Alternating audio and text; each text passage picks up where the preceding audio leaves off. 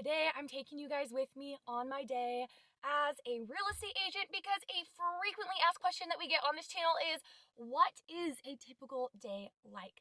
And obviously, a typical day as a real estate agent, what my day looks like now has changed drastically from the way that it used to look. And that is something I definitely did intentionally on purpose since becoming a mom, because I don't want my days to look like how they used to look. Although sometimes I do miss the go, like going from appointment to appointment all day. I definitely do not want that kind of day anymore, just the way my life is now.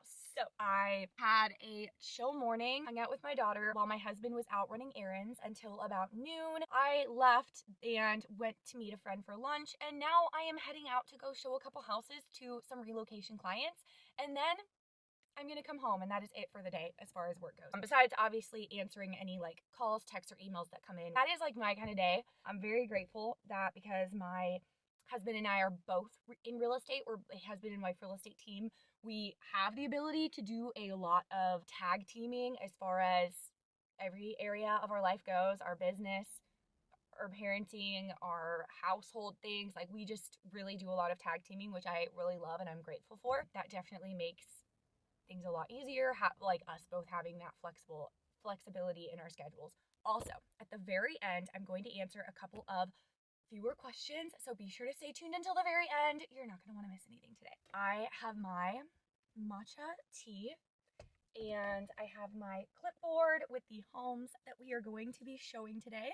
The first one is about 20 minutes from where I live, so we're going to head out, drive to that house, and then after this first home that we're showing, we're going to head over to a new construction community and take a look at a couple of new construction homes over there. It is a very rainy day today here in Oregon. If you can see here, fall has arrived. So these clients are definitely going to get a good taste for what Oregon is really like in the winter and the fall, because they are moving from a much sunnier state. A question I was asked recently is, how long does it usually take for your clients to find a house? And because my clients are generally relocation clients, usually because of that, they have a pretty strict timeline. And so they have to be here by a certain date. They have to find a house here by a certain date. And so because of that, things generally move pretty quickly, which is a good thing. If you're a real estate agent, you know that. It is rare that a client actually flies into town to come look at houses with me. The majority of the time, my clients are not here in person. I do the entire process from the initial buyer consultation, which I do over Zoom or a phone call, to closing. A lot of times they're not even here for closing, which I'm really grateful for the way that I'm able to run my business right now, just because being a mom, it is like, I don't know, it's my dream business right now, like getting to run my business, but it's so much more flexible with the clients being out of state and all of that. Like, it is a dream and I love it so much. But I'm very much a people person. I love being around people. And so anytime I actually get to meet my clients in person, I am so excited and I'm so grateful to get to do that.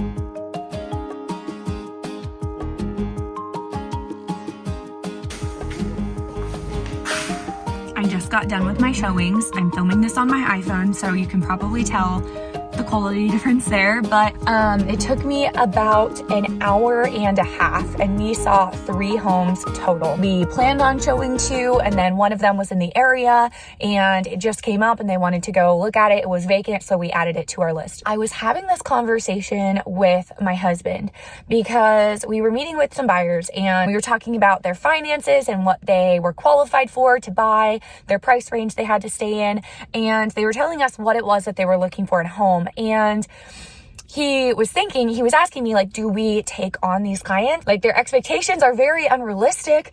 And the thing is, I've been asked about this before, and this was like my advice about that was, this happens all the time. Like, as a real estate agent, we come across buyers who initially we sit down with them and talk about their budget and we talk about what they want in a home. And their expectations are not there. Like what they're wanting and what they can afford is just not lining up. We see that a lot.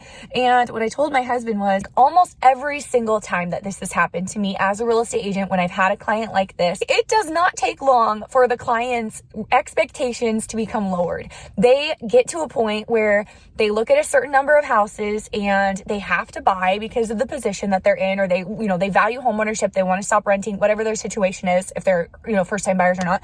They get to a point where they look at a few different houses and then they have a realization of, we're not going to find what we're looking for, so we have to lower our expectations. And obviously, we can tell them that up front. We can talk about that with them up front. That's a good idea.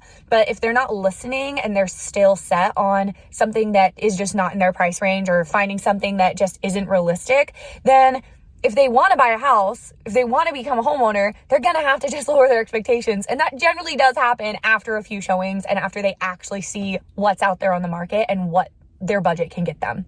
It's always difficult when the clients I'm working with are comparing the houses they're looking at here in Oregon to the home that they're selling where they're at, because a lot of times they're moving from states that are have higher price points. Like a lot of our clients are from California, because a lot of people move from California to Oregon.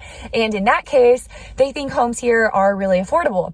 But a lot of our clients are from other states that have much lower home prices than Oregon, because where we're at in Oregon, we are definitely we are not the highest price point state, average sale price state, but we definitely are one of the higher average sale price states if you look at the country as a whole, if that makes sense. So a lot of our clients are people who are coming from states that their home, that their budget in Oregon, they could get a lot more for their money in the state they're moving from. And so it's always difficult when they're selling their house in let's just say Texas, for example, and buying a house in Oregon, and they're having to downgrade or downsize because they're just not going to get as much for their budget in here where we're at.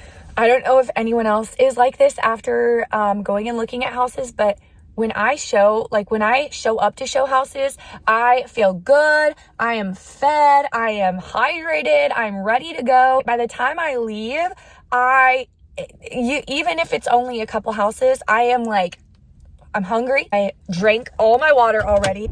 Also, I just called my husband, and my daughter is literally still napping, and she went down for her nap before I left, which was when I was heading to go to lunch with my friend.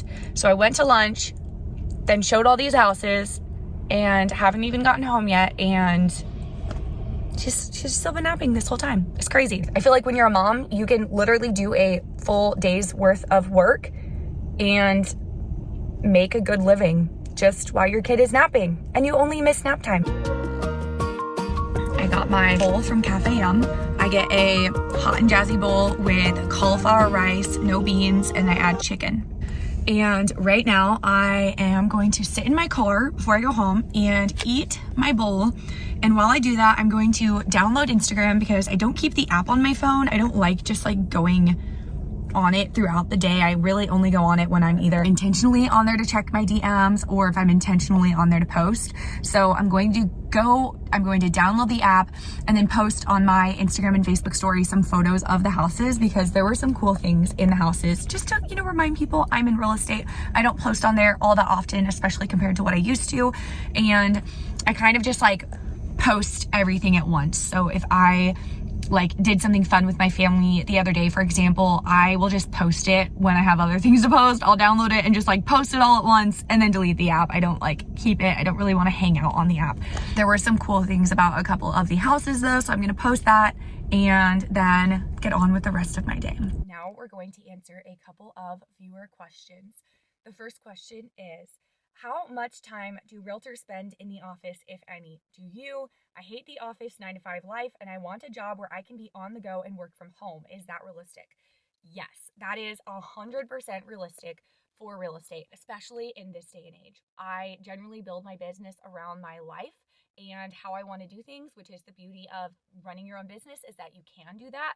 So I myself and my husband work from home pretty much exclusively. We are now at a brokerage, Real Broker, where we do not even have an office. It's all cloud-based. I have not missed going to work from an office one single day. Also, I spend a lot of time working from my car. I mean, I will literally work from wherever I'm at. Yesterday, I worked from the sauna. You really can build your business around your life and get your work done wherever you choose to and wherever works best for you. Realistically, you probably do get a lot of your work done from the car in between appointments when you have downtime here or there.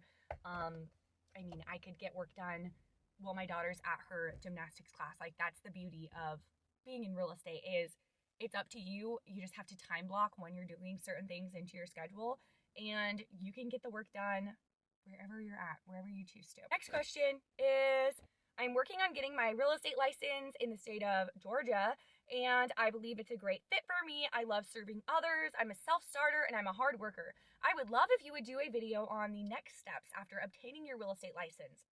I am discerning the next steps I need to take after becoming licensed for success and would love your insight and advice. Okay, so maybe we will do a full like sit down video on that soon, just like dissecting the topic, because there is a lot that I feel like we could go into. But off the top of my head, so what I would say, the very most important things if you are getting your real estate license, the first things that you need to do are, one, create a schedule. I never had a schedule for so many years in my business. And because of that, I kind of just ended up working like all the time. And when I wasn't working, I felt like I should be working and I felt bad for not working. And like having a schedule, a clear work schedule, has brought so much clarity into my life and into my business and into how I spend my days and everything. And now when I'm not working, I'm very like intentionally not working, and I don't feel bad about it or like I should be doing something else for your business, because there is always things that you technically could be doing for your business if you really wanted to be. So having a schedule will also help you set boundaries. Sorry if the camera's shaky. Having a schedule will also help you set boundaries so that you don't end up just working all the time. If you're someone like me who really does love your business and it is a passion of yours and it doesn't feel like work, it's easy to just like keep going and not stop. Have consistent work days, and have consistent off days, as consistent as can be. And what I mean by that is, if a client wants you to show them a house or meet with you about a listing appointment or whatever, and it's not on one of your consistent work days, then go ahead and meet with them. That's not that big of a deal. Generally, that appointment won't take that long, and then you can just have the rest of your day off. But have consistent days, at least a couple days a week. It doesn't have to be like extremely time consuming for you to be successful in real estate, but have a couple of consistent days. Same days every week. Same preferably like time block every week, where you consistent days every single week, same days, same times, where you are prospecting, meaning doing whatever it is that you are choosing to do to get your business. You need to have that on your schedule, and then build the rest of your schedule, personal life, business, everything around those activities. Also, you need to pick what it is that you want to do even for your prospecting. Basically, if you're new and you don't know what that means, choose whatever type of prospecting, like way to get business that you want to do. I firmly believe that they all work. I've done videos in the past on how to get business, how to generate leads, like what type of prospecting to do. So go back to my channel, you can find those videos, but do some research and then pick 1 to 2 ways that you want to do every single week to go get business, and then stay consistent and have your days in your schedule. And this video here, if you have any real estate related questions or video suggestions, feel free to leave a comment below. If you are a realtor in another state and you have a client relocating to Oregon, send them my way. I'd love to give you a referral fee, and I'll see you guys next week.